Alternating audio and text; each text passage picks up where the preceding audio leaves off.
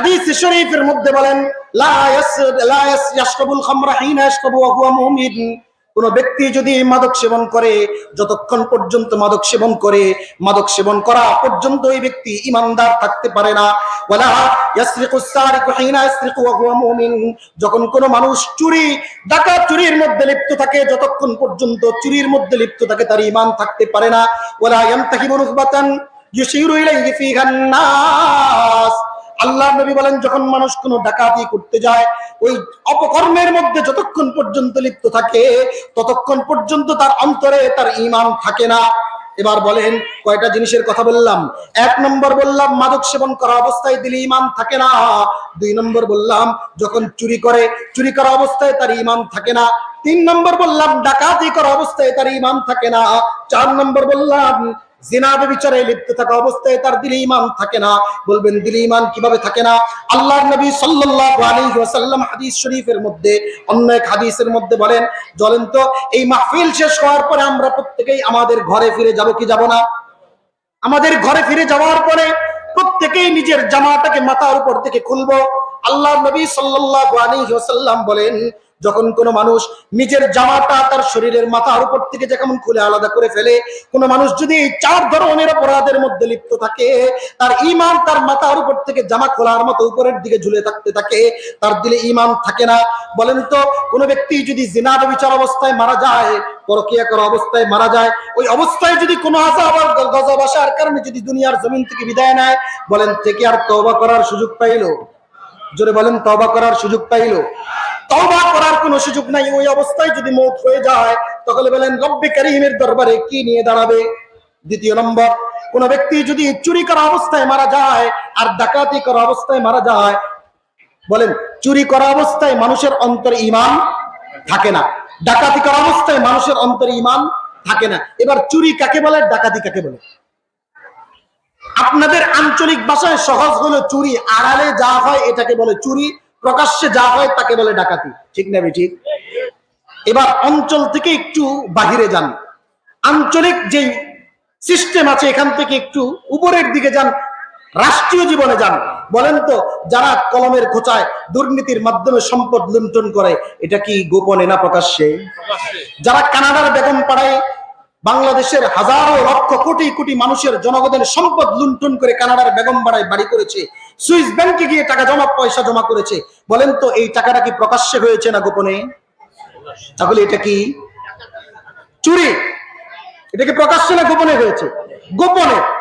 কারণ আপনি জানেন না, আমি জানি না, পরবর্তীতে সাংবাদিক তদন্ত করার পরে বের হয়। তাহলে এটা প্রকাশ্যে না গোপনে? গোপনে। এবার আসেন প্রকাশ্যে কি? আপনার এলাকায় আপনি রাত 12টার পরে হেঁটে যাচ্ছেন, হঠাৎ করে 2 যুবক এসে ধারালো কোনো কিছু আপনার গলায় ঠেকিয়ে আপনার সাথে যা কিছু ছিল সবকিছু নিয়ে গেছে, এটাকে কি বলে? ডাকাতি।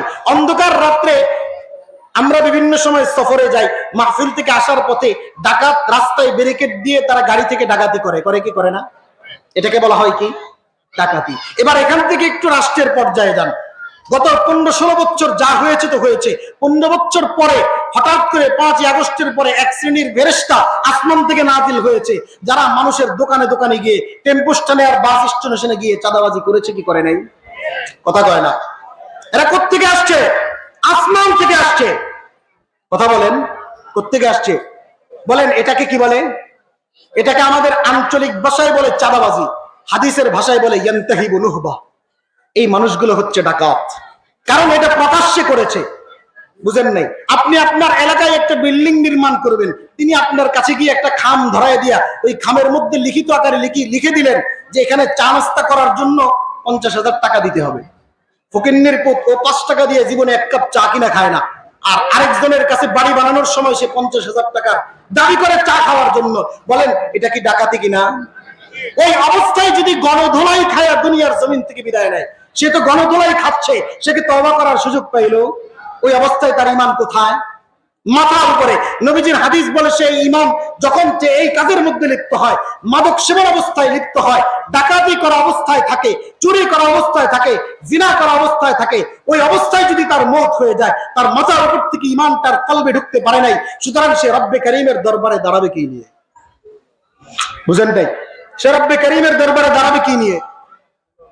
বলবেন হুজুর আপনি রাজনৈতিক কথা বলতেছেন। না, এখানে রাজনৈতিক কোনো কথা বলেছি? আমি আমার হাদিসটাকে বোঝানোর জন্য বর্তমান প্রেক্ষাপটের সাথে উদাহরণ দিয়ে বুঝাইছি। এখানে রাজনৈতিক কোনো কিছু নাই, কারণ উদাহরণ দিয়ে বুঝিয়ে দেয়া এটা আল্লাহ তাআলার নিয়ম। আল্লাহ তাআলা কোরআনে কারীমের মধ্যে বলেছেন, ইন্নাল্লাহা লা ইস্তাহি আন ইয়াদরিবা মাতালান মা বাউদাতান ফামা ফাওকাহা।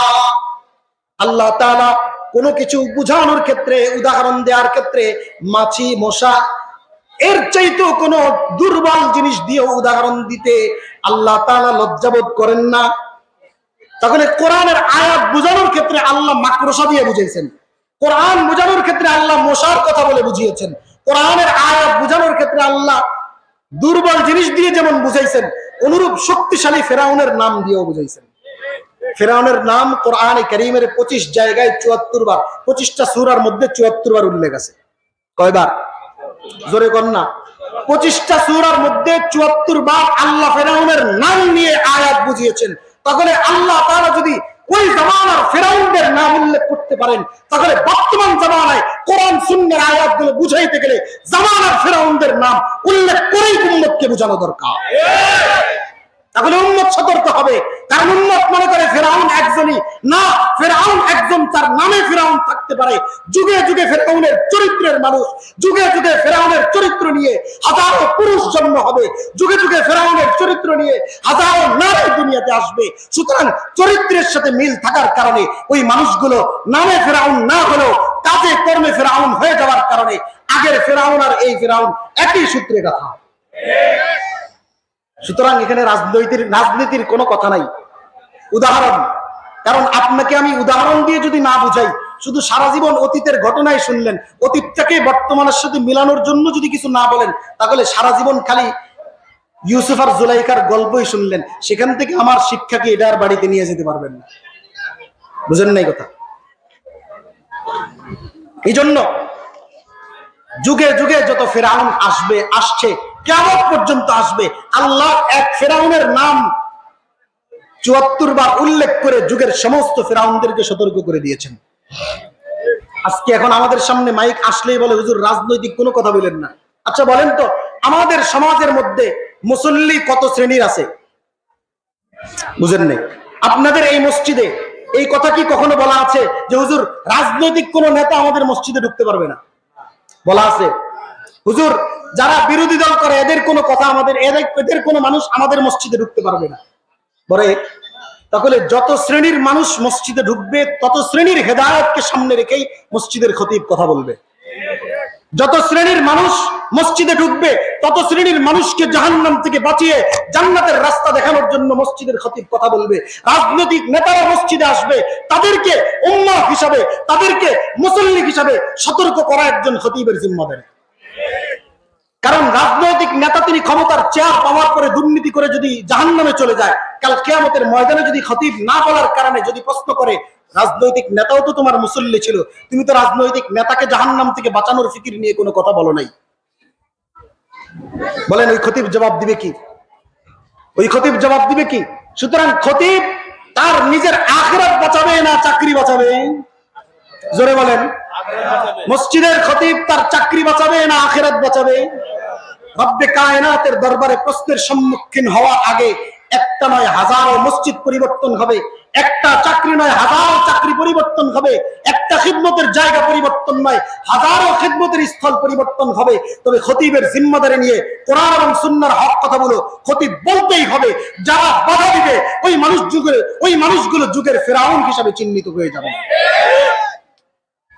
3 নম্বর কথা, মাদক সেবন করা অবস্থায়, এই ধরনের অপকর্ম করা অবস্থায় দুনিয়ার জমিন থেকে বিদায় নিয়ে গেলে ওই মানুষগুলোর ঈমান নিয়ে মরার কোনো সুযোগ নাই। 4 নম্বর কথা হচ্ছে কিয়ামতের ময়দানে ওই মানুষগুলোর পরিণতি কি হবে? ইয়ামানের জাইশান নামক এক এলাকা থেকে এক ব্যক্তি নবীজির কাছে আসছেন, এসে বলতেছেন, ইয়া রাসূলুল্লাহ, আল্লাহর নবী সাল্লাল্লাহু আলাইহি ওয়াসাল্লামকে বলতেছেন, আমাদের দেশে মিজির নামক এক পানীয় আছে যেটা আমাদের দেশের মানুষ পান করে, এই জিনিস কি আমাদের জন্য হালাল না হারাম? এবার আল্লাহর নবী সাল্লাল্লাহু আলাইহি ওয়াসাল্লাম বলেন, তোমাদের দেশে যেই নামেই পান করা হোক না কেন, আওয়া মুসকিরুন হুয়া, এটা কি নেশার সৃষ্টি করে কিনা? আল্লাহ নবী সাল্লাল্লাহু আলাইহি ওয়াসাল্লাম প্রশ্ন করেছেন, আওয়া মুসকিরুন হুয়া, এটা কি নেশার সৃষ্টি করে কিনা? আমি যদি আপনাদের এই পুরান ঢাকার ভাষায় বলি, নবীজির এই প্রশ্নের জবাব হচ্ছে, নবীজির এই প্রশ্নবোধক শব্দটা হচ্ছে, এটা কি তোমাদের মধ্যে পিনিক সৃষ্টি করে কিনা? বুঝেন নাই? নবীজির হাদিসের শব্দ কি আওয়া মুসকিরুন হুয়া, এটা কি নেশার সৃষ্টি করে? এটা পুরান ঢাকার আঞ্চলিক ভাষা, এটা কি পিনিক সৃষ্টি করে কিনা? নবীজি প্রশ্ন করেছেন। এবার ওই ব্যক্তি বললেন, হ্যাঁ, সেটা তো পিনিক সৃষ্টি করে। এবার আল্লাহর নবী বললেন, কুল্লু মুসকিরিন খামরুন, সমস্ত নেশা জাতীয় জিনিস, সমস্ত নেশা জাতীয় দ্রব্য এটা হারাম, সেটা মাদক। ওয়া কুল্লু খামরিন হারাম, আর সমস্ত নেশা জাতীয় দ্রব্য এটা হারাম। ইন্না আলাল্লাহি আহদা, আল্লাহ তাআলা তার নিজের উপর অপরিহার্য করে নিয়েছেন, আইয়াসকিয়াহু মিন তিনাতিল খাবার লিমান ইয়াশরাবুল খামরা, যে ব্যক্তি দুনিয়ার জমিনে কোরআন এবং সুন্নাহর স্পষ্ট বক্তব্য পাওয়ার পরেও মাদক হারাম এটা জানার পরেও যে ব্যক্তি মাদক সেবন করবে, আল্লাহ তার নিজের উপর অপরিহার্য করে নিয়েছেন, আইয়াসকিয়াহু মিন তিনাতিল খাবার, তাকে কিয়ামতের ময়দানে তিনাতুল খাবার পান করাবেন। এবার সাহাবায়ে কেরাম বলতেছেন, ওমা তিনাতুল খাবার ইয়া রাসূলুল্লাহ, তিনাতুল খাবার কি জিনিস? আল্লাহর নবী সাল্লাল্লাহু আলাইহি ওয়াসাল্লাম এই প্রশ্ন করার পরে জবাব দিচ্ছেন, আরাকু আহলিন নার আও উসারাতু আহলিন নার। তিনাতুল খাবার হচ্ছে জাহান্নামীরা জাহান্নামে জ্বলতে জ্বলতে পুড়তে পুড়তে তাদের শরীর থেকে যে রক্ত ঘাম মিশ্রিত পানি জাহান্নামের তলদেশে জমা হবে। মাদক হারাম হওয়ার পরেও দুনিয়ার জমিনে যে সমস্ত যুবক ভাইরা মাদক সেবন করবে, কিয়ামতের ময়দানে জাহান্নামের রত্নগহর থেকে আল্লাহ তাআলা তিনাতুল খাবার নামক জাহান্নামীদের রক্ত পুজ মিশ্রিত পানি ওই সমস্ত মাদক সেবনকারীদেরকে কিয়ামতের ময়দানে পান করায় দিবে। আর আস্তে করে নাউজুবিল্লাহ। যারা মাদক হারাম হওয়ার পরেও জানা সত্ত্বেও মাদক সেবন করবে, তাদেরকে কিয়ামতের ময়দানে জাহান্নামে আল্লাহ তাআলা কি পান করাবেন? তিনাতুল খাবাল। তিনাতুল খাবাল কি জিনিস? তিনাতুল খাবাল হচ্ছে যে সমস্ত জাহান্নামীরা জাহান্নামে জ্বলতে জ্বলতে তাদের শরীর থেকে রক্তপুঞ্জ আর ঘাম মিশ্রিত পানি জাহান্নামের তলদেশে জমা হবে। সমস্ত মাদকাসক্ত ব্যক্তিদেরকে, যারা তওবা ছাড়া দুনিয়ার জমিন থেকে বিদায় নিয়েছে, যারা তওবা করার সুযোগ পায় নাই, মদ সেবন করতে করতেই চলে গিয়েছে, ওই মানুষগুলোকে আল্লাহ তাআলা জাহান্নাম থেকে রক্তপুঞ্জ মিশ্রিত পানি তাদেরকে পান করায় দেবে। তাহলে তার আখিরাতের ধমকি। 4 নম্বর কথা। 5 নম্বর কথা, হুজুর আমি তো হাজী সাহেব মানুষ, আল্লাহ দিলে 5 বার হজ করছি। কয়বার? আমি হুজুর এগুলা খাইতেই না, তবে মোটামুটি দুনিয়াতে চলার জন্য কিছু টাকা পয়সার দরকার, এই জন্য কুলাল মহল এলাকায় এটার সাপ্লাইয়ার আমি। এটা কি করি? এটার সাপ্লাই দেই আমি। কি দেই? এটার সাপ্লাই দেই আমি। এটাকে আমি পারবো কিনা? আল্লাহর নবী সাল্লাল্লাহু আলাইহি ওয়াসাল্লাম বলেন, ইন্নাল্লাহা হারামাল খামরা ওয়া সামানাহা ওয়া হারামাল মাইতাতা ওয়া সামানাহা ওয়া হারামাল খিনজিরা ওয়া সামানাহু। আল্লাহর নবী সাল্লাল্লাহু আলাইহি ওয়াসাল্লাম 3টা জিনিস উল্লেখ করেছেন। 1 নম্বরে ইন্নাল্লাহা হারামাল খামরা ওয়া সামানাহা, আল্লাহ তাআলা মাদককে হারাম ঘোষণা করেছেন, মাদকের মূল্যকেও হারাম ঘোষণা করেছেন। বুঝেন নাই? আপনি মাদকের ব্যবসা করেন, আপনি মাদকের ব্যবসা করার টাকা দিয়ে পুরান ঢাকার কাচ্চি কিনে খাচ্ছেন না, আপনি আপনার পেটে জাহান্নামের আগুন ঢোকাচ্ছেন।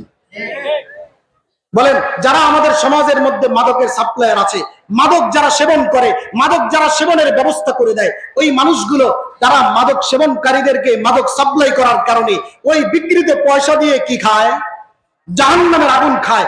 তার পরিবার জানা সত্ত্বেও যদি ওই মানুষের সাথে সংসার করার পরে তার হারাম সম্পদ থেকে তার পরিবার খায়, তাহলে বুঝে নিতে হবে তার পরিবারও কিয়ামতের ময়দানে রব্বে কায়নাতের দরবারে জাহান্নামে তার স্বামীর সাথে একসাথে জাহান্নামে যেতে হবে, কারণ জানার পরেও সে তার পরিবারকে হারাম খাওয়ার জন্য ব্যবস্থা করেছে। কি বলেন? মৃত জিনিস যেমন খাওয়া হারাম, মৃত জিনিস বিক্রির পয়সা খাওয়া হারাম। মদ খাওয়া যেমন হারাম, মদ খাওয়ার পয়সাও কি? মদ বিক্রির পয়সাও হারাম। এখন প্রশ্ন, হুজুর সিগারেট খাওয়া কি? সহজ উদাহরণ, যেই জিনিস খাওয়ার যেই হুকুম, ওই জিনিস বিক্রির টাকা খাওয়ার একই হুকুম। ওই জিনিস বিক্রির টাকা খাওয়ার একই হুকুম। সুতরাং যারা মাদক সেবন করে, মাদক সেবন নিজে করলো না, কিন্তু মাদকের কি করলো? ব্যবসা বাণিজ্য করে, ওই সমস্ত মানুষগুলো দেখেন আল্লাহর নবী সাল্লাল্লাহু আলাইহি ওয়াসাল্লাম তিরমিজি শরীফের মধ্যে 10 শ্রেণীর সংশ্লিষ্ট মানুষ, মাদকের সাথে সংশ্লিষ্ট 10 জন মানুষকে উপর আল্লাহ এবং তার রাসূলের লানতের ঘোষণা করেছেন। 10 শ্রেণী, লম্বা কথা হয়ে যায়।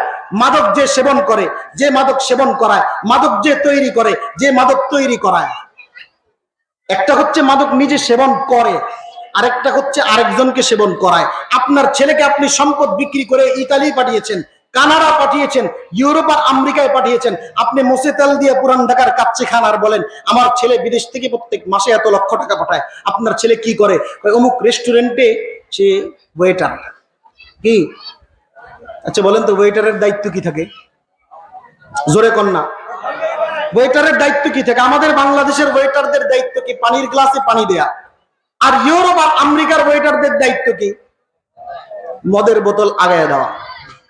তাহলে যে মদের বোতল আগায় দিল, আপনি তো মসে তেল দিয়ে সেখানে খাচ্ছেন। এবার বলেন মদের বোতল আগায় দেওয়ার এই সম্পদ আপনার সন্তান বিদেশ থেকে দেশে পাঠায়, রব্বে কায়নাতের দরবারে জবাব দিবেন কি? সন্তানকে তো শুধু বিদেশে পাঠায় দিলেন, আপনার সন্তান বিদেশে গিয়ে হালাল কামায় না হারাম কামায় এটার খবর আপনি রাখলেন না। কিয়ামতের ময়দানে জবাব দিবেন কি? তাহলে মাদক সম্পর্কে সংক্ষিপ্তভাবে কয়টা কথা বললাম? 5টা। 1 নম্বর মাদক হারাম হওয়ার ইতিহাস, 2 নম্বর মাদক সেবন বেড়ে যাওয়া কিয়ামতের আলামত, 3 নম্বর যারা মাদক সেবন করে ওই মানুষগুলো মাদক সেবন করা অবস্থায় যদি তার মৌত হয়ে যায় ঈমান নিয়ে মরার কোনো সুযোগ নাই। 4 নম্বর মাদক সেবনকারী ব্যক্তি তওবা ছাড়া যদি মরে যায় তাহলে কিয়ামতের ময়দানে আল্লাহ তাআলা তাকে তিনাতুল খাবাল পান করাবেন। 5 নম্বর মাদক সেবন নিজে করলো না কিন্তু মাদকের ব্যবসা করে, ওই ব্যবসাকারীর সম্পদ তার নিজের ভক্ষণ করা হারাম। 1 নম্বর যুব সমাজ ধ্বংসের কয় নম্বর কারণ? 1 নম্বর। এখন আপনাদের কাছে আমার একটা প্রশ্ন, আমাদের এই সমাজে মাদক বন্ধ হয় না কেন? আমাদের সমাজের মধ্যে মাদক নির্মূল হয় না কেন? মাদক নির্মূল করবে কে? সরিষার ভিতরে যদি ভূত থাকে তাহলে ভূত তাড়াবে কি দিয়ে? বুঝেন নাই? সরিষার ভিতরেই যদি ভূত থাকে ভূত তাড়াবে কি দিয়ে? আমাদের সমাজের মধ্যে আজকের দিনের যে সমস্ত যুব সমাজ যাদের পিছনে ঘুরে তাদের কারণে সমাজের মধ্যে মাদক আজও পর্যন্ত টিকে আছে। যারা মাদককে নির্মূল করবে, যারা মাদককে নিষিদ্ধ ঘোষণা করার জন্য মাইকে বড় বড় স্লোগান দেয়, রাতের আধারে ওই নেতারাই আমাদের সমাজের অলিতে গলিতে মাদকের সাপ্লাই দেয়। কারণ কি? কারণ যুব সমাজদেরকে নিজের নিয়ন্ত্রণে রাখতে হলে কিছু মজাদার জিনিস তো দেওয়া লাগে। যুব সমাজ যদি সব মসজিদমুখী হয়ে যায় তাদের চাঁদাবাজি টিকবে না। যুব সমাজ যদি মসজিদমুখী হয়ে যায় তাদের টেন্ডারবাজি টিকবে না, তাদের নেতাগিরি টিকবে না। পুরো সমাজের যুব সমাজ যদি মসজিদমুখী হয়ে যায়, তাওহীদবাদী হয়ে যায়, আল্লাহমুখী হয়ে যায়, খোদা ভীরু হয়ে যায়, নবীর সুন্নাত যদি করে আসে, তাহলে যুব সমাজদেরকে যারা এই ভুল পথে পরিচালনাকারী মানুষগুলো তাদের নেতাগিরি আর টিকবে না, তাদের এই সমস্ত চাঁদাবাজি আর টেন্ডারবাজি টিকবে না, ক্ষমতার বাহাদুরি টিকবে না। সুতরাং ওই মানুষগুলোই সমাজের ভিতরে সমস্ত অপরাধকে টিকিয়ে রাখে নিজেদের গদি আর অস্তিত্ব টিকিয়ে রাখার জন্য। তাহলে আমাদের করণীয় কি? আমাদের মূল করণীয় হচ্ছে কোরআন সুন্নাহর কথা দিয়ে তাদের অন্তরের ভিতরে এই কথাগুলো খোদার ভয় পয়দা করে দেওয়া। এই জন্য মাদক সম্পর্কে 5টা কথা কানে পৌঁছায় দিলাম, অন্তরে ঢুকায় নেওয়া। রবকে ভয় করে এখন থেকে মাদক থেকে নিজেকে দূরে রাখার চেষ্টা করবো তো ইনশাআল্লাহ। নিজের পরিবার পরিজন সন্তান সবাইকে সমস্ত মাদক থেকে নিজের সন্তানদেরকে হেফাজত করার চেষ্টা করব। আল্লাহ তৌফিক দান করুক, সকলেই বলি আমিন। যুব সমাজ ধ্বংসের 2 নম্বর কারণ, যুব সমাজ ধ্বংসের 2 নম্বর কারণ হচ্ছে আমাদের সমাজের মধ্যে জুয়া। বলেন জুয়া আছে না নাই? জুয়া সমাজের মধ্যে চলে কি চলে না? এটা এলাকা ভেদে বিভিন্ন সময় বিভিন্ন নাম হয়ে যায়। আপনার এলাকায় লুডু খেলা হয় কি হয় না? আপনাদের এলাকায় ক্যারাম বোর্ড খেলা হয় কি হয় না? দাবা খেলা হয় কি হয় না? গুলশান বনানী ভালো ভালো এলাকাতে গেলে এটা এখানে এই নাম থাকে না, তখন সেটা ক্যাসিনো হয়ে যায়। কি হয়ে যায়? গ্রামের ডিম, গ্রামের আন্ডা শহরে আসলে কি হয়? ডিম হয়ে যায়। গ্রামের ডিম হাফ বয়েল শহরে আসলে সেটা কি হয়ে যায়? পোস আর মামলেট হয়ে যায়। এই জন্য জিনিস একই, এলাকার পরিবর্তনের ভিত্তিতে তাদের নামও পরিবর্তন হয়ে যায়। হযরত কাসিম ইবনে মুহাম্মদ ইবনে আবু বকর রাদিয়াল্লাহু তাআলা আনহুর নাতি মুহাম্মদকে জিজ্ঞাসা করা হলো, সুইলাল কাসিম ইবনে মুহাম্মদ ইবনে আবি বকর রাদিয়াল্লাহু তাআলা আনহু, কাসিম ইবনে মুহাম্মদ ইবনে আবি বকরকে জিজ্ঞাসা করা হলো, মাদক কি জিনিস, জুয়া কি জিনিস, মাল মাইসির। তিনি এক কথায় জবাব দিয়েছেন, কুল্লু মা আল্লাহ আন যিকরিল্লাহি ওয়া আনিস সালাহ, প্রত্যেক এমন জিনিস যা আল্লাহর জিকির থেকে গাফিল করে, নামাজ থেকে দূরে সরায় দেয়, এই সমস্ত জিনিস হচ্ছে যত ধরনের খেলা আল্লাহর শরণার জিকির থেকে বঞ্চিত করে দেয়, আল্লাহর শরণার জিকির থেকে দূরে সরায় দেয়, এই সমস্ত জিনিস জুয়ার অন্তর্ভুক্ত। বলেন তো আমাদের সমাজের মধ্যে কত ধরনের খেলাধুলা আছে যা আল্লাহর শরণ থেকে দূরে সরায় দেয়? যেখানে কোন দেশের কোন জায়গায় ফুটবলার ফুটবল খেলবে, আমাদের দেশের যুবকরা টিভির সামনে বসে বাজি ধরে, ধরে কি ধরে না? কোন দেশের কোন জায়গায় ক্রিকেট খেলে, এখন এই বলে 6 হবে না 4 হবে, আমাদের যুব সমাজ চা দোকানে বসে বসে বাজি ধরে কি ধরে না? আমাদের দেশের বিভিন্ন জায়গায় দাবা খেলা হয় কি হয় না? আল্লাহর নবী সাল্লাল্লাহু আলাইহি ওয়াসাল্লাম হাদিসে স্পষ্ট দাবার গুটির কথা উল্লেখ করে বলেছেন, মান লাইবা বিন নারদাশির, যে ব্যক্তি দাবা খেলায় লিপ্ত হলো, ফাকান্নামা সাবাগা ইয়াদাইহি ফি লাহমি খিনজিরিন, কেমন যেন সে তার নিজের হাতকে শুকরের গোশত আর রক্ত দিয়ে রঞ্জিত করলো। রাস্তে কোন নাউজুবিল্লাহ। মান লাইবা বিন নারদাশির, নারদাশির অর্থ দাবা, দাবা খেলা। যে ব্যক্তি দাবা খেললো, দাবার গুটি চালাইলো, ফাকান্নামা সাবাগা ইয়াদাহু ফি লাহমি খিনজিরিন ওয়া দামিহি, কেমন যেন সে তার নিজের হাতকে শুকরের রক্ত দিয়ে, শুয়োরের রক্ত দিয়ে নিজের হাতকে রঙে রঞ্জিত করলো, শুয়োরের গোশত নিজের হাতে লাগাই নিল।